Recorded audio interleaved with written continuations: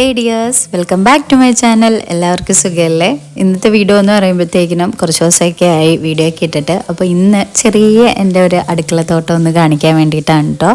പയറും വെണ്ടയ്ക്കയും തക്കാളിയും വഴുതനങ്ങയും മൽബറിയും എല്ലാം കൂടെ ചേർന്നിട്ടുള്ള ചെറിയൊരു അടുക്കളത്തോട്ടം.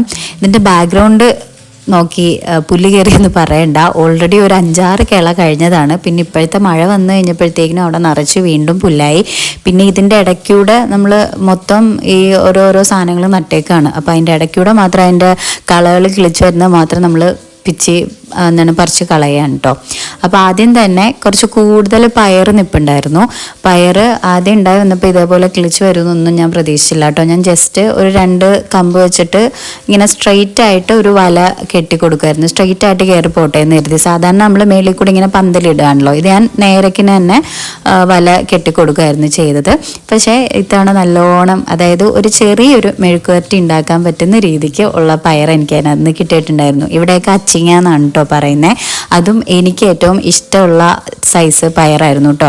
മറ്റേ നമ്മുടെ ഈ ആയിട്ടുള്ള പയറുണ്ടല്ലോ, അതിനൊരു വെള്ളത്തിൻ്റെ ടേസ്റ്റാണ്. ആ ഒരു ടേസ്റ്റ് അല്ലാത്ത ഒരു നല്ലൊരു പയർ, അതായത് നാടൻ പയറൊക്കെ ഇല്ലേ, ആ ഒരു ടൈപ്പ് പയറായിരുന്നു കേട്ടോ അച്ചിങ്ങ.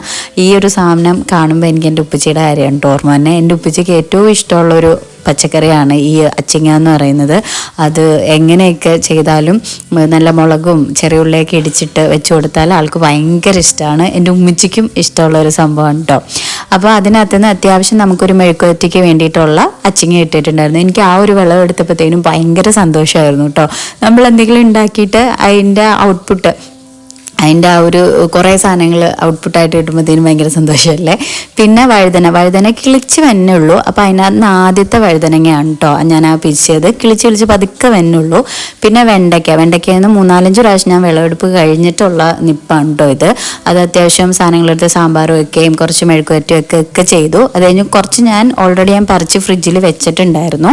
അപ്പോൾ ഞാനതൊന്ന് വീഡിയോ എടുത്തിട്ടുണ്ടായിരുന്നില്ല. പിന്നെ ഉണ്ടായിരുന്നതിനകത്തുനിന്ന് 1-2 കൂടെ ഉണ്ടായിരുന്നു. അപ്പോൾ അത് ഞാനിങ്ങനെ പറിച്ചെടുത്തിട്ടുണ്ടായിരുന്നു. പിന്നെ ഒരു 2 ഞാനത് ഉണക്കാൻ വേണ്ടിയിട്ട് അവിടെ നിർത്തിയിട്ടുണ്ട്. അത് ഓൾറെഡി മൂത്ത് പോയതാണ്. പിന്നെ ഞാനത് പറിക്കാൻ നിന്നില്ല. അത് അവിടെ ഇന്ന് അതിന് വിത്തിന് വേണ്ടി നിന്നോട്ടെ എന്ന് കരുതി. പിന്നെ നമ്മുടെ വീട്ടിലുള്ളത് മൽബറിയാണ് കേട്ടോ. മൽബറി ആക്ച്വലി ഇപ്പം കിളിച്ച് സെറ്റായി വന്നതാണ്. കുറേ നാളായിട്ട് നിൽക്കുന്നുണ്ട്. അപ്പോൾ ഇത്രയും കിളിച്ച് നമുക്ക് കിട്ടിയിട്ടുണ്ടായിരുന്നില്ല. ലാസ്റ്റ് അത് വാപ്പ കടയോടെ വെട്ടി കളയായിരുന്നു ചെയ്തത്. അന്ന് സങ്കടമായി, ഇനി അത് കിളിക്കൂല എന്ന് വിചാരിച്ചിട്ട്.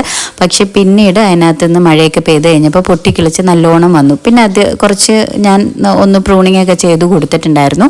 അത് കഴിഞ്ഞിട്ടാണ് ഇത് ഇത്രയും ഇപ്പം കിളിച്ച് വന്നേക്കുന്നത്. ഇപ്പം ഞങ്ങൾക്ക് ദിവസം അതിനകത്തുനിന്ന് 1 എണ്ണമെങ്കിലും പഴുത്തത് കിട്ടുന്നുണ്ട് കേട്ടോ. അപ്പോൾ പറിച്ച് കഴിഞ്ഞപ്പോൾ കയ്യിലെ പരിപാടിയാണ് കാണുന്നത്. പിന്നെ എൻ്റെ കൂടെ എൻ്റെ അസിസ്റ്റൻ്റ് ഉണ്ടായിരുന്നു, എൻ്റെ മോളാണ് കേട്ടോ.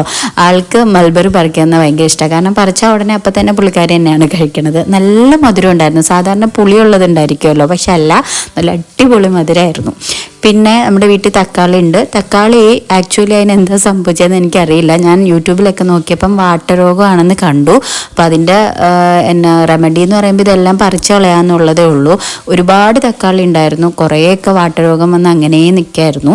അതേപോലെ പിന്നെ കാന്താരി ഇപ്പം അതിൻ്റെ ആയുസ് തീരാറായിട്ടുണ്ട്. കുറേ നമ്മൾ പറിച്ചു, ഒരുപാട് കിട്ടി. ഇപ്പോൾ പഴുത്ത് നിൽക്കുകയാണ്. ഞാൻ വേറെ കുറച്ചും കൂടെ നട്ടിട്ടുണ്ട്, അതും കായ്ച്ചൊക്കെ വന്നിട്ടുണ്ട് കേട്ടോ. പിന്നെ മുരിങ്ങയില അത്യാവശ്യം ഞാൻ കുറച്ച് പറിച്ചെടുത്തിട്ടുണ്ടായിരുന്നു. പാത്തൂന് തോരൻ വെച്ച് കൊടുക്കാനാണ് കേട്ടോ. ഇത് കാക്കാൻ്റെ വീട്ടിൽ നിന്ന് കൊണ്ടുവന്നതാണ്. 2 കമ്പ് നട്ട് ഇപ്പോൾ നല്ലോണം കിളിച്ചിട്ടുണ്ട്. അപ്പോൾ അതിനന്ന് കുറച്ച് മുരിങ്ങയിലയും കൂടെ പറിച്ചെടുത്തു. അപ്പോൾ നമ്മുടെ അടുക്കള തോട്ടത്തിൽ നിന്ന് അത്യാവശ്യമായിട്ടുള്ള സാധനങ്ങളെല്ലാം കിട്ടിയിട്ടുണ്ട്. ഹാപ്പി ആയിരുന്നു കേട്ടോ. അപ്പോൾ വീഡിയോ ഇഷ്ടപ്പെട്ടാൽ സബ്സ്ക്രൈബ് ചെയ്യാനും ലൈക്ക് ചെയ്യാനും ഷെയർ ചെയ്യാനും കമൻറ്റ് ചെയ്യാനും ഒന്നും മറക്കരുത്.